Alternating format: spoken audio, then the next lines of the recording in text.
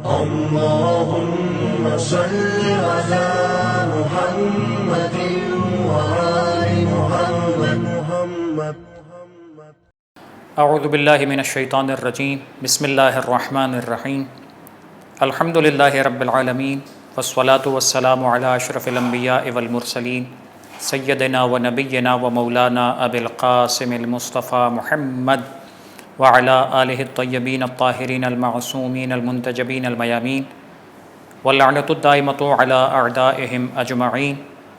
اما بعد فقد قال امیر المؤمنین علی بن ابی طالب علیہ السلام: العلم وراثۃ کریمہ.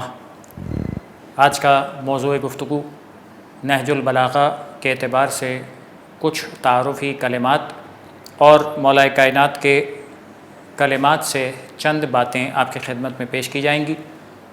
نہج البلاغہ وہ کلام ہے کہ جو مولا کائنات نے اپنی زندگی میں مختلف مقامات پر ارشاد فرمایا یا تحریری صورت میں کسی کو خط و کتابت کے ذریعے سے حکم فرمایا یا گفتگو فرمائی.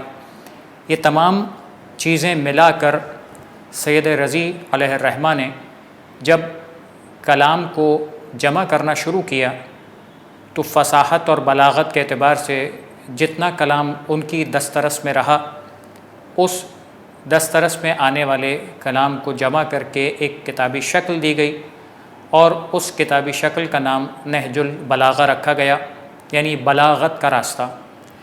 یقیناً مولا کائنات کا یہ کلام فصاحت اور بلاغت کے اعتبار سے بے انتہا عروج رکھتا ہے، بے انتہا کمال رکھتا ہے، اور پروردگار عالم کے اس فصیح اور بلیغ کلام قرآن مجید کے بعد دنیا نے ایسے کم کلام دیکھے ہیں کہ جو اتنے فصیح اور بلیغ ہوں کہ جن میں سب سے اعلیٰ ترین مرتبہ مولا کائنات کے کلام کا ہے کہ جو پروردگار عالم کے کلام کے بعد سب سے زیادہ اہمیت رکھنے والے کلاموں میں سے ایک ہے.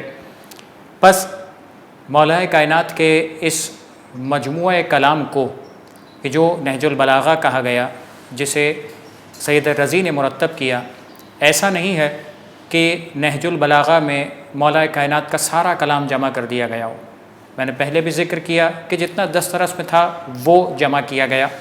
بس اسی میں اگر فقط اس کتاب کی تفصیل کے اعتبار سے دیکھا جائے تو جو خطبات مولا کائنات نے ارشاد فرمائے، ان خطبات میں سے جتنے خطبات اس کتاب میں جمع فرمائے گئے ان کی تعداد 241 ہے.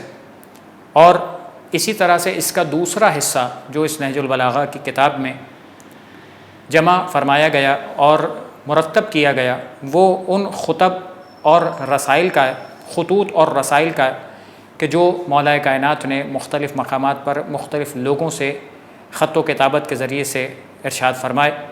بس یہ خط و کتابت کے سلسلے اور یہ خطوط کی تعداد 79 یعنی 79 ہے. اور اس کے بعد اس کا تیسرا حصہ وہ ہے کہ جو کلمات قصار پر مبنی ہے، یعنی مختصر کلمات، مختصر جملے کہ جو حکمتوں سے بھرے ہوئے، جس کو پڑھ کر انسان کی زندگی بھر کی مشکلات بعض اوقات ختم ہو جاتی ہیں جب ایک جملہ مولا کائنات کا پڑھ لیتے ہیں. یقینی طور پر ہمیں اگر اس بہترین نعمت کی قدر کرنے کی توفیق پروردگار عطا کرے تو جیسے پروردگار عالم کا کلام قرآن مجید ہدایت کرتا ہے، یقیناً یہ نہج البلاغہ مولا کائنات کا کلام انسان کے لیے ویسے ہی ہدایت کا باعث بنتا ہے. اور یہ وہ حصہ ہے کہ جس کو پڑھنا اور سمجھنا بھی بے انتہا آسان ہے. جو کلمات حکمت، جو کلمات قصار، اور یقینی طور پر آج کے زمانے میں جہاں مختلف زبانوں میں اس کے ترجمے اور مختصر تشریحات بھی موجود ہیں، بڑے بڑے علماء کرام نے اس پر کام بھی کیا اور عام لوگوں کی دسترس میں بھی ہے. یعنی اگرچہ انسان عربی نہ بھی جانتا ہو تب بھی ان ترجموں اور تفاسیر سے یا ان نوٹس سے فائدہ اٹھا کر مولا کائنات کے کلام سے اپنی زندگی میں بہتری پیدا کر سکتا ہے. بس آپ کے سامنے یہاں پر چند کلمات کی طرف فقط اشارہ کیا جائے گا. یقینی طور پر مولا کائنات کا کلام جو لسان اللہ سے ادا ہوا، جو باب مدینۃ العلم ہے اس کی زبان سے آیا ہوا، جو باب حکمت ہے اس کی زبان سے ادا ہوا کلام یقینی طور پر بہت تفصیل طلب بھی ہے، اور کہاں ہم جیسے ناقص طالب علموں کی عقلیں، یقیناً جو علماء نے ذکر کیا وہ آپ کے سامنے تعارف کی حد تک پیش کیا جائے گا۔ جس جملے کو مولا کائنات کے کلام سے آپ کے سامنے پیش کیا گیا، العلم وراثۃ کریمہ، علم بہترین وراثت ہے، یعنی جو انسان دنیا سے جاتا ہے اس کے مال کو وراثت کہا جاتا ہے۔ بس مولا فرماتے ہیں کہ جو علم انسان چھوڑ کر جاتا ہے اس سے بہترین وراثت نہیں ہو سکتی۔ مال یقیناً ختم ہو جاتا ہے، اور مولا کائنات کے کلام میں وہ مشہور حدیثیں اور واقعات یقیناً آپ نے سنے ہوں گے کہ جہاں موازنہ کیا گیا، کہ جہاں علم اور مال سے متعلق موازنہ مولا کائنات نے بیان کیا کہ علم کتنا جاویدانی ہے اور مال کتنا ہی عارضی اور جلد ختم ہو جانے والا ہے۔ بس علم بہترین وراثت ہے۔ والآداب حلل مجددہ، اور آداب کہ جس ادب کی پاسداری کرنا کا اس سے بہتر کوئی نیا لباس نہیں ہے۔ بس نئے لباس سے مراد جو حلل المجددہ کہا، یعنی نئے لباس انسان جب پہنتا ہے تو چاہتا کیا ہے کہ جسم تو انسان کے پاس وہی پرانا ہے، لیکن نیا لباس اسے ایک نئی شان دے دیتا ہے، نئی صورت دے دیتا ہے، اور انسان کو خوبصورت بنا دیتا ہے۔ بس آداب جن کا انسان خیال رکھتا ہے، مولا فرماتے ہیں یہ انسان کے لیے نئے لباس کی طرح ہے۔ بس جتنا ادب کی انسان پیروی کرتا چلا جائے وہ اپنے آپ کو اتنا ہی خوبصورت بناتا چلا جائے گا۔ والفکر مرات صافیہ، اور فکر کرنا، سوچنا، تعقل کرنا، تدبر کرنا، یہ انسان کے لیے کیا حیثیت رکھتی ہے؟ فرمایا گیا مرات صافیہ، ایک شفاف آئینہ ہے۔ شفاف آئینہ کہ جس میں انسان اپنی شکل دیکھ سکتا ہے، جس میں انسان کے سامنے اگر آئینہ رکھا ہو تو جو بھی عیب انسان کے اندر ہوتا ہے وہ اسے دکھا دیتا ہے، وہ اس سے کوئی چیز چھپاتا نہیں ہے۔ بس فکر انسان کی پروردگار عالم نے ایک ایسی صلاحیت عطا کی ہے کہ جو کچھ انسان جانتا ہے، جتنا علم حاصل کر چکا ہے، جتنی چیزوں کو دیکھ رہا ہے، سمجھ رہا ہے، اگر اس پر غور کرنا شروع کرے تو یقیناً اس کے عیوب کی طرف بھی متوجہ ہو جائے گا اور اس کے نقائص کو بھی درک کر لے گا۔ بس جب انسان اس فکر کے مرحلے سے گزرتا ہے، یقینی طور پر انسان کی زندگی اور اس کی سوچ میں نکھار پیدا ہوتا ہے۔ مولا کائنات فرماتے ہیں صدر العاقل صندوق سرہ، عقل مند انسان کا سینہ کیا ہوتا ہے؟ عقل مند انسان کا سینہ صندوق سرہ، اس کے رازوں کا خزینہ ہوا کرتا ہے۔ یعنی راز جب سینے میں رہے تو وہ ایسے دفن ہو جائے کہ پھر کسی کے سامنے ظاہر نہ ہو۔ بس جو شخص اپنے رازوں کی حفاظت کر سکتا ہے، جس کا سینہ اتنا مضبوط ہے، وہ اپنے ان رازوں کی حفاظت کے ساتھ اپنی زندگی کو بہتر بنا سکتا ہے۔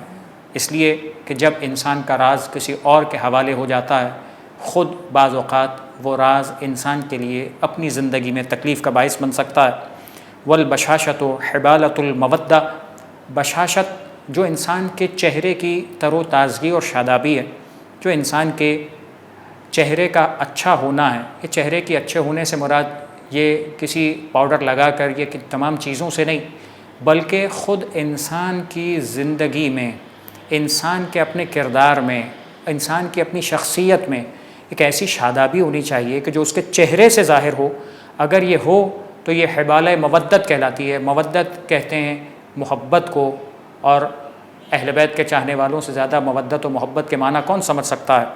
بس اس مودت کی رسی، یعنی اگر انسان دوسروں کے سامنے اپنے آپ کو محبوب بنانا چاہتا ہے تو اپنے چہرے کو ایسا رکھے کہ جو لوگوں کے سامنے قابل قبول بھی ہو اور لوگوں کے لیے خوشی اور اچھائی کا باعث بھی بنے۔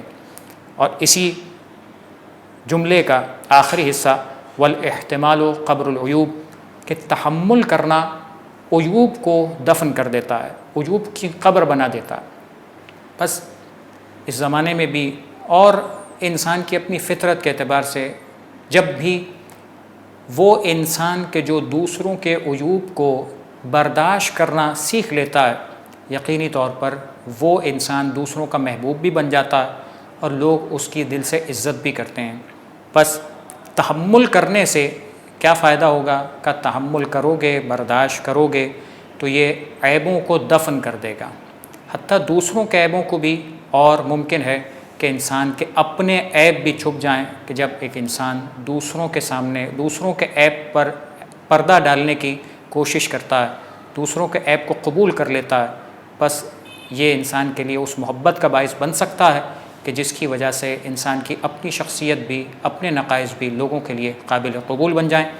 اس دعا کے ساتھ کہ پروردگار عالم ہمیں اہل بیت کے ان فرامین کو سیکھنے، سمجھنے، اس پر عمل کرنے کی توفیق عطا فرمائے۔ وآخر دعوانا ان الحمد للہ رب العالمین۔ اللهم صل على محمد وآل محمد